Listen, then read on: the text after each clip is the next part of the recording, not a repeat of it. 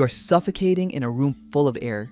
You wake up exhausted, you stare into flat panels of artificial light until your eyes burn, and you fall asleep feeling like you have run a marathon. Yet you have barely moved from your chair. Your body is resting, but your nervous system is trapped in a burning building. You are suffering from an invisible famine. You are starving for the very environment you were built to survive in. We have constructed a world of concrete, glass, and constant screaming urgency, and we wonder why our minds are fracturing under the weight. You are experiencing nature deficit disorder. It is not a poetic concept. It is a biological crisis. Your environment has become deeply, fundamentally incompatible with your DNA. Think of a wild animal, removed from the deep woods and placed inside a sterile, white, fluorescent room. The animal does not need to be physically harmed to begin shutting down. The absence of its natural habitat is harmful. The sterile walls are a trauma. Your brain is reacting exactly the same way to the modern world. Your evolutionary hardware is desperately scanning your surroundings for the familiar cues of safety, the chaotic geometry of leaves, the sound of wind, the smell of damp earth, and it is finding only rigid right angles, mechanical hums, and recycled dust. Because it cannot find natural safety, it assumes you are in constant mortal danger.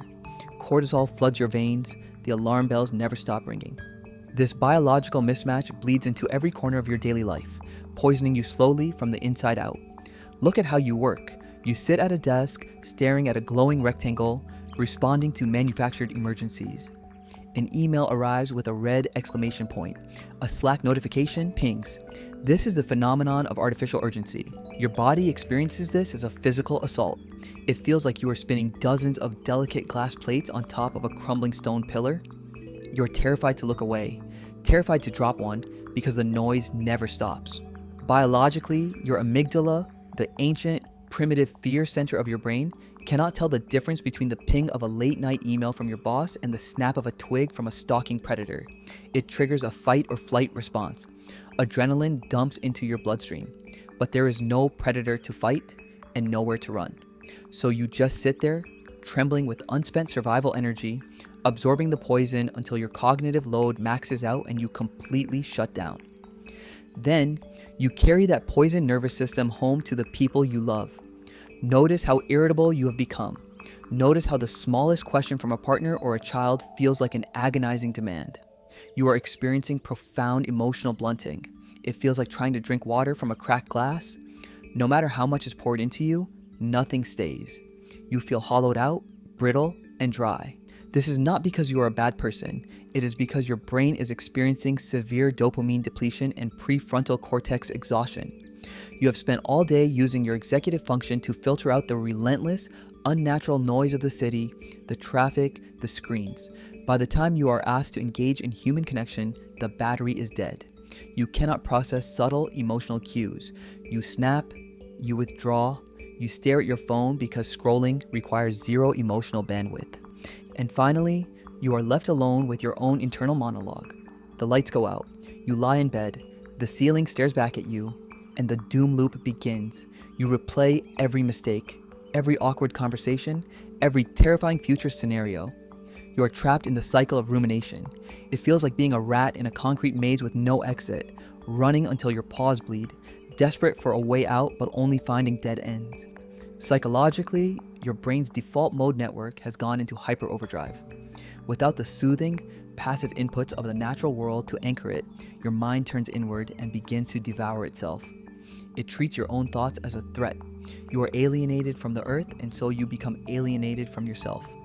We try to fix this with more modern interventions. We download meditation apps. We drink synthetic focus powders. We track our sleep with digital rings. We fight technology with more technology. We fight the hustle with more hustle.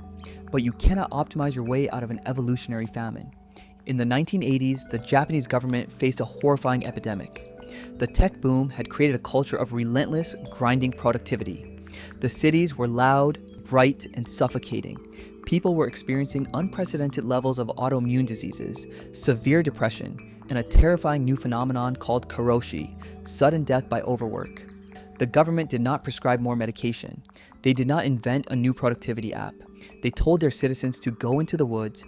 They formally recognized the practice of Shinrin-Yoku, forest bathing. This is not a hike.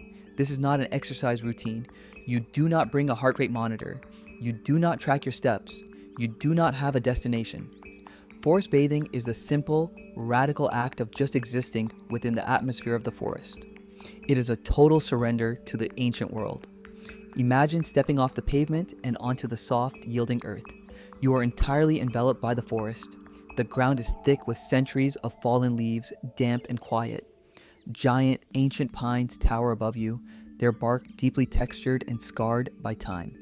Thick, vibrant green moss covers the stones, absorbing the sound of the world, creating a heavy, sacred silence. The sunlight does not glare. It filters down through the canopy in fragmented, glowing beams, a phenomenon the Japanese call komorebi. You are not a visitor walking through the woods. You are melting into it. The heavy iron chains of modern urgency fall off your shoulders, dropping silently into the soft earth. You are an empty room, and the forest is rushing in to fill you. This is not just poetry. This is heavy, measurable science. Trees are not silent, inanimate objects. They are constantly breathing. They communicate and protect themselves by emitting invisible airborne chemicals called phytoncides.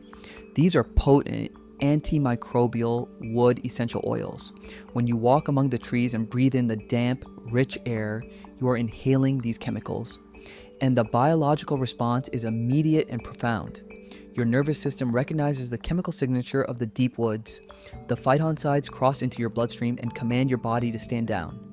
Your blood pressure drops. Your heart rate slows to a deep, rhythmic thud. The production of cortisol is severely restricted. More incredibly, breathing in the forest actually causes your body to rapidly multiply its natural killer cells, the white blood cells that fight off tumors and infections. The forest is literally, chemically acting as a medicine. It is repairing the damage inflicted by the concrete world. You must stop treating nature as a luxury. It is not a vacation destination. It is a biological requirement for your sanity. Your brain is begging you to return to the source. So here is your one undeniable action for today. I do not care how busy you are. I do not care how important your inbox seems. You are going to step outside. You are going to find a piece of the natural world. It might be a dense forest, it might be a quiet park, or it might just be a single, heavy tree on the edge of your street. Walk up to it. Place your bare hand against the bark. Feel the rough, tactile reality of it. And then, I want you to look at a leaf. I want you to look at the branching, chaotic, beautiful veins of a single leaf or the spreading branches of the canopy. Look at it for 5 uninterrupted minutes. Your brain will scream at you. Your modern, addicted mind will panic. It will tell you this is a waste of time. It will tell you that you are falling behind. It will beg you to pull out your phone. Ignore it. Stand your ground. By staring at the leaf, you are looking at a fractal. Fractals are infinitely complex, self-repeating patterns found everywhere in nature. Because your visual cortex evolved in the wild, it is perfectly optimized to process fractal geometry.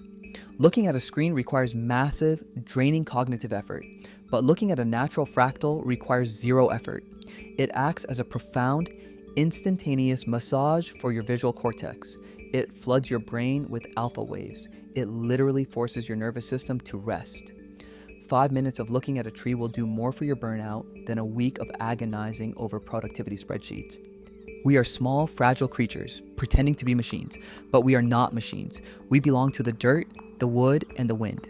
The trees have stood through centuries of storms, fires, and bitter winters. They do not rush, they do not panic, they simply grow, slow and steady, deep into the earth. Slow is smooth, and smooth is fast.